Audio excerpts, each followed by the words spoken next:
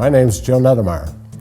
I'm the Executive Chairman and CEO of Valin Corporation, a 100% employee-owned company based in the Western United States. I started my career in operations, and I was observing all of the salespeople that were coming in and out and talking to it, and I thought, boy, I can do that job. And at that time, sales jobs were better paid than operations jobs.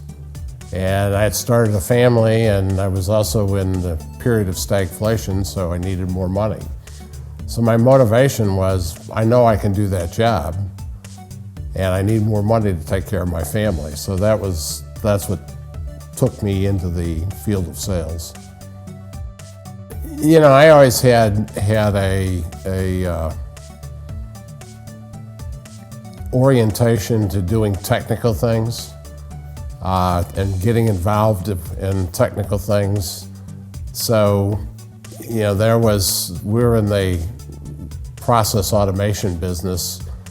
You know, we're the low tech that makes high tech happen. Without us, there's no semiconductors, there's no gasoline, there's no food on the table. So we're involved in all of that process of making things. Went into sales. I joined the division of Emerson Electric, and they had a program that they called their High Potential Program. And they sent us off to Northwestern University, where we would take courses that eventually became their executive MBA program. And in that, we began developing the tools that you need to make higher level decisions. As I went through that, I always focused on developing subject matter knowledge about the things that I was dealing with, and I think my supervisors saw in me potential for bigger things, so I got a promotion to regional sales manager. And a few years later, I was asked to become a vice president of sales and marketing at an Emerson Electric division that was struggling, and myself and the team that went there had to turn the business around, and we turned it around. It was an interesting time. There's nothing better at honing your personal skills than dealing with crises. It really happened to me in late '86, early '87. I was offered the position to become the vice president of sales and marketing at the Harris Calorific division of Emerson Electric. Now, there are major things that they say you shouldn't have more than one of in your life in a year, because it's pretty difficult. And one of those is the addition of a new child, and we just had a new child, our third. The other one is changing jobs. I was changing jobs. The third one is moving, and I was moving my family from St. Louis to Atlanta, Georgia. And the fourth one is a death in your family. Well, all of those things happened to me. My father, as we were getting ready to depart for Georgia, my father passed away unexpectedly. And I felt like I was getting hit from all sides. But what I found was, if I put my head down and I did what I had to do, I worked my way through it. It wasn't that I got a noble inspiration. It was just, I got to get this done. I got to get this done. And I think what was really important about that was I found what I was capable of doing. I realized I could deal with more than I thought I could. And that has stood well for me for the last 35, 40 years. But it was tough, and it's not easy. And I had the good fortune of having a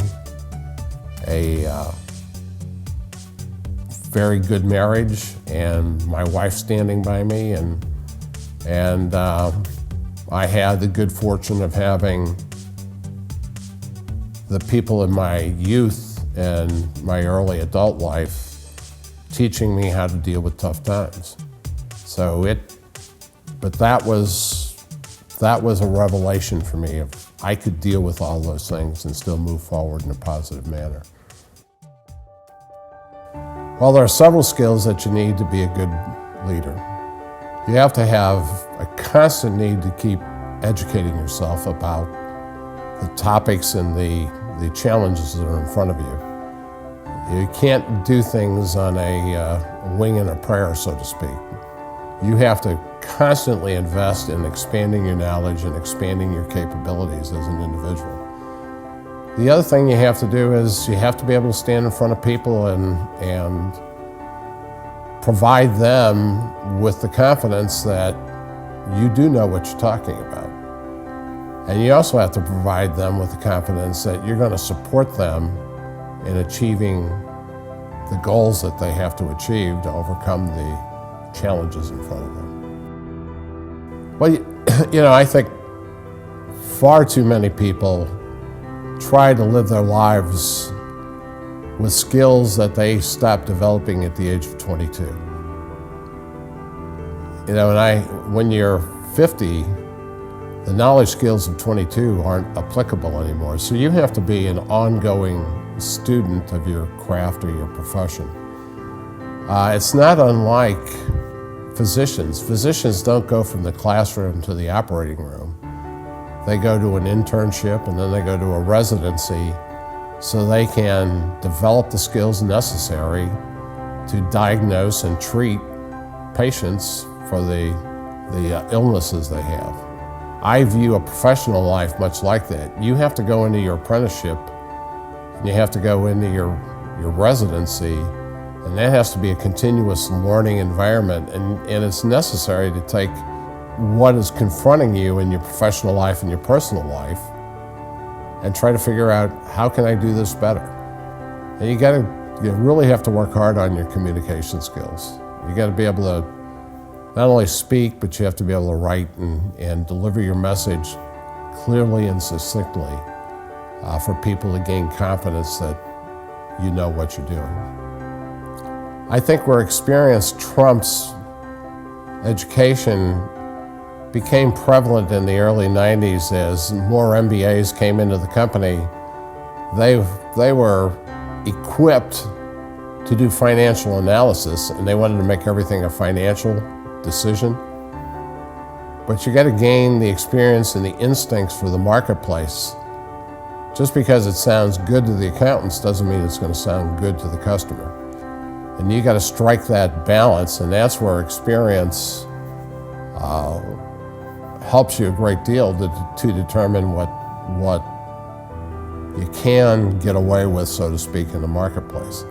You can't go into the marketplace and say, we're here to get every last nickel out of you. You have to go into the marketplace and convince people you're there helping them achieve their goals. In 2007, I led the company into being a 100% employee-owned company, an ESOP. I feel that people are an asset, not a cost. And if they help you create value, they should share in the value. And that's probably one of the best things I feel good about.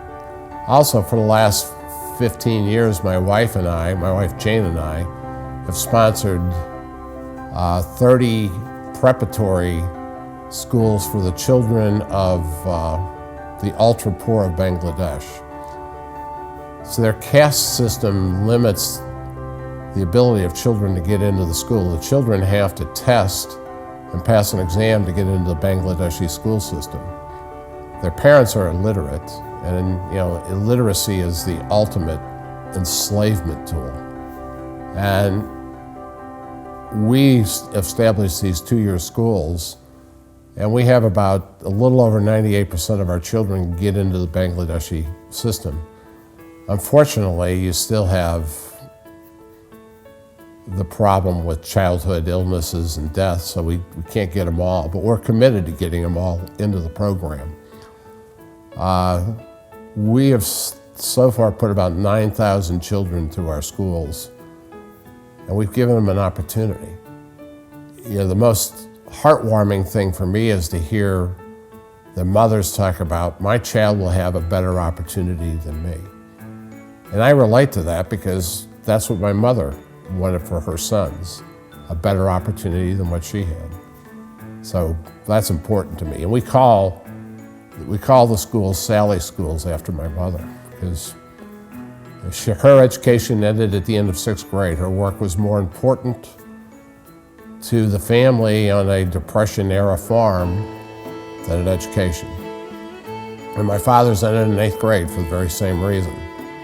They needed the work so they could survive. And for them, their great dream was to see their sons graduate from college, which we both did.